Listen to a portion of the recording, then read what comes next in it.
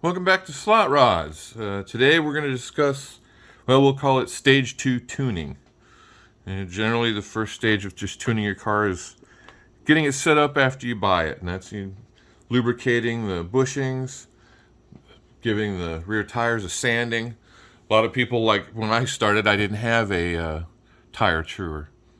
So, I would hold it down on some sandpaper and run it that way, and it does okay. But it doesn't do the best job like a truing machine can really get that done and get it done quicker. Also lends to making the cars dirty. I'm sure you've seen a little bit of residue on certain cars of mine in past videos, and even when I didn't have the wheels on the car when I was doing it, there was still a little bit of residue from on the actual wheels and in here, and it's rather sticky, and as the car was run, that would fly off and gets everywhere. So what we're going to do first, which I've already done, is clean the chassis out. This car was originally trued the tires by the old method of holding the car onto some sandpaper on the track and running it and doing it that way, and that created a lot of urethane dust particles to get up into the chassis and even into the bodywork. So you can use compressed air, or if you have a compressor like I do, I just use the compressor to blow it out, give it a good cleaning so it looks new again. And you'll want to look at the same thing with the bodywork. I had a lot of urethane residue clinging to the wheel wells and even some in the front. Like I said, it's kind of sticky, so it took a good bit of air pressure just to get that off, and I gave the outside a good blowing off too, just to get it nice and cleaned up. These are fast cars, these Ferraris. I've got a decent speed out of this one, but some of the more trued up and ready to go cars I pay more attention to, we're getting a lot better lap times. So we've got it clean. I still got to put the magnet back in it because I've been using this as a we'll call it mag light, just using the middle magnet. So I'm going to put the magnet back in here for testing purposes. But the next things we're going to do is true up the wheels and tires. These are the original. These aren't, I haven't done anything to this other than put rear tires on it. So we are going to take those off and do it with the front tires as well, front wheels.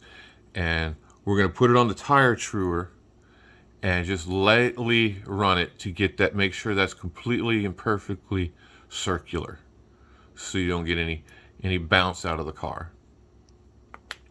Then I'm going to do the same thing with the fronts. I'm going to put it on the tire truer. We're going to make sure those tires are the wheels are completely round. And then I'm going to put the tires on it, and I'm going to do both the front and the back. I'll be redoing these Paul Gauge tires. This way I get a perfect sand on them. And then with the fronts, I'm going to take them down just a little bit. Taking a little bit off the front wheels is going to sink that guide in deeper. It's also going to make sure they're perfectly round as well. If you ever see any of your cars do like a little bouncing or micro bouncing as it's going down the track, that's usually something to do with the front tires. So we're going to smooth those out just to make sure, so we get a good smooth run. And also taking a little bit off the tires is going to lower that front end even more and get that guide well seated into the track.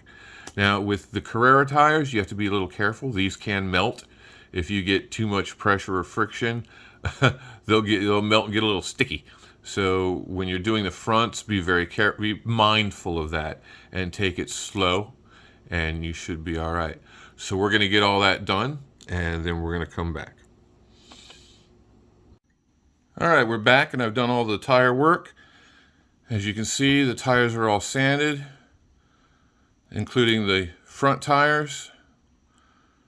Now if you look, it's a nice dull appearance. Well, you can see a little light spot. I'll have to re-tap that.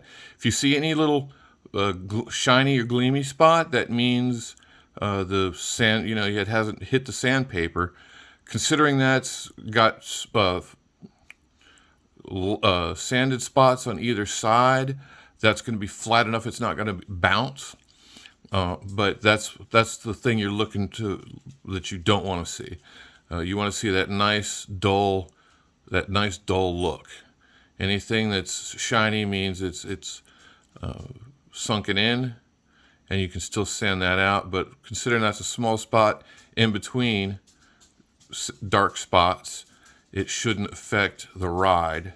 I can go ahead and clean it up more, but I think we're okay with that. And the rears are done as well, both the wheels and the tires. Before we get any further, I really want to go over the machine again.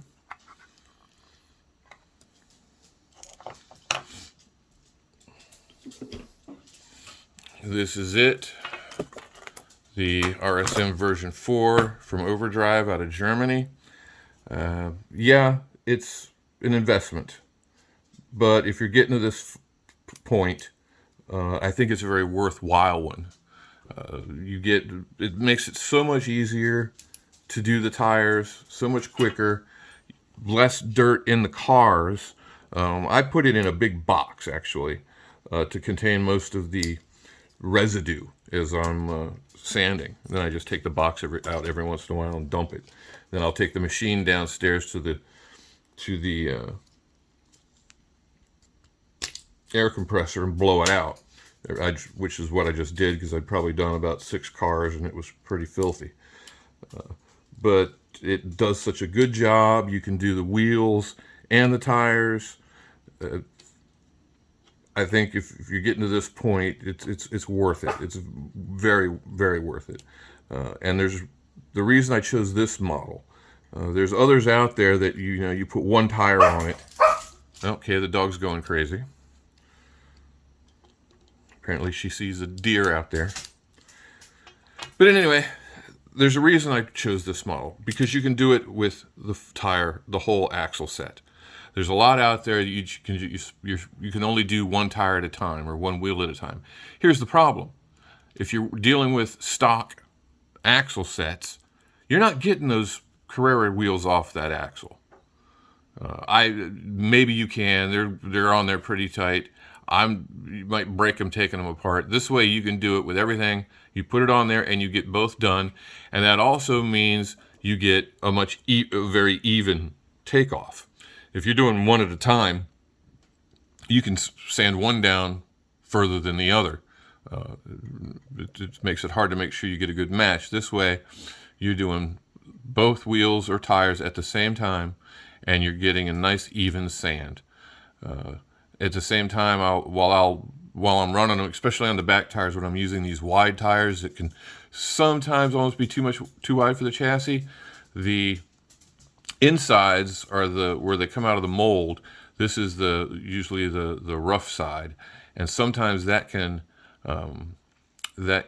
contact the chassis when you're using the really wide ones.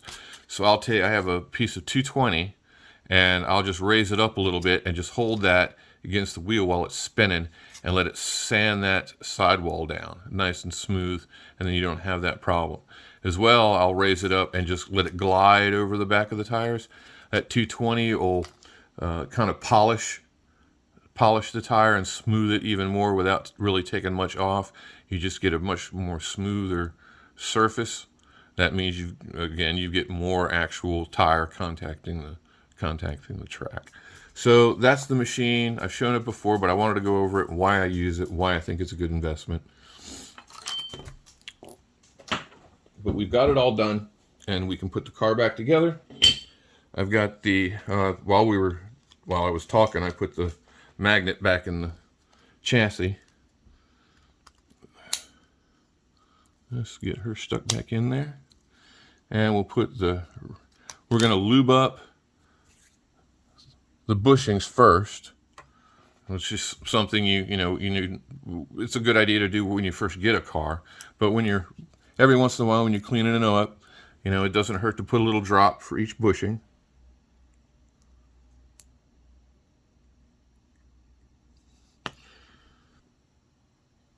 Yeah, it doesn't hurt to do a drop for each bushing. Then you just slop it around a little bit to get that spread out. And we'll put that in here.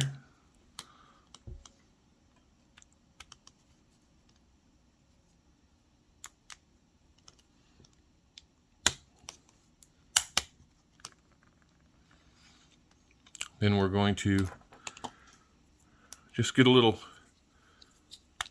lubrication on the gearing. This will help quiet them if it's noisy.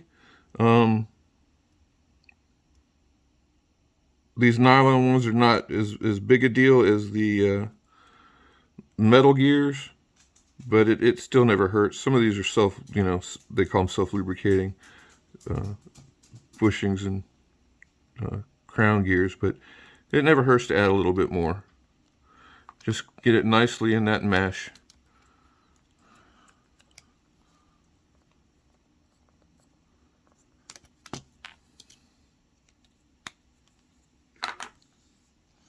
And we'll do the same with the fronts. You want as little friction on these as possible.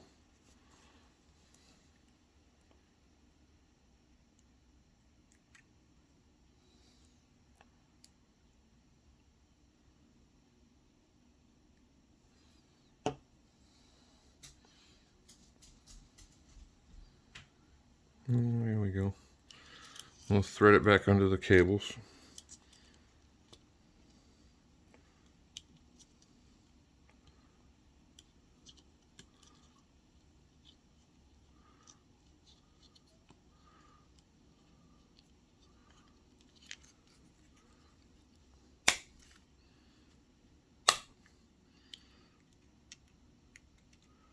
And there we go. That's basically what we're going to call stage 2 tuning. The next level would be starting to replace some of the drivetrain and the motor. I did a full build. Well, I've done a full drivetrain upgrade on a DTM in a previous video. Eventually, I'll pick another car and redo the drivetrain and the motor. And we'll call it the Stage 3 tuning series. But that's a good tune-up. And when we're talking about taking the rear tires down, you're looking at the gap between the bottom of the chassis and the rear tires. Now, when you get these aftermarket tires, they're likely to be a little bit bigger, and you can check that with some digital calipers.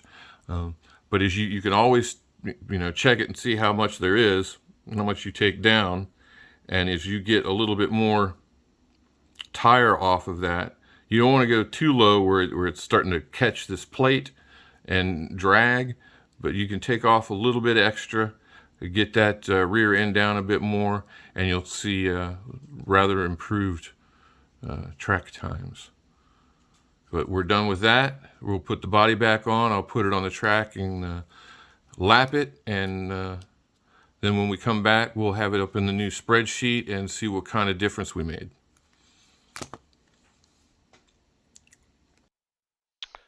Here we have it set in the spreadsheet, and you can see the second running gave us a lap time of 6.444 seconds.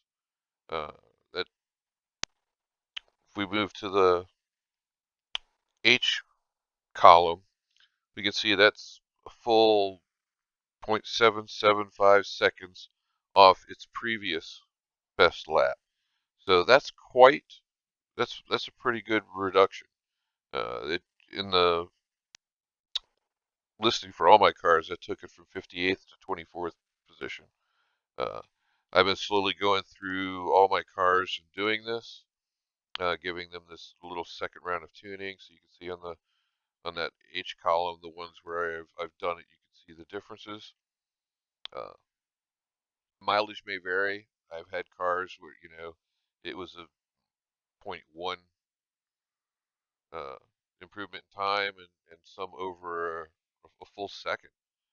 It just depends on each car and how well you set it up the first time. Cars that did really well the first time, not as much of an improvement. But of all the cars I have, I've seen an improvement over all of them. So it's well worth the time and effort. But that's all we have for today. Thanks for watching.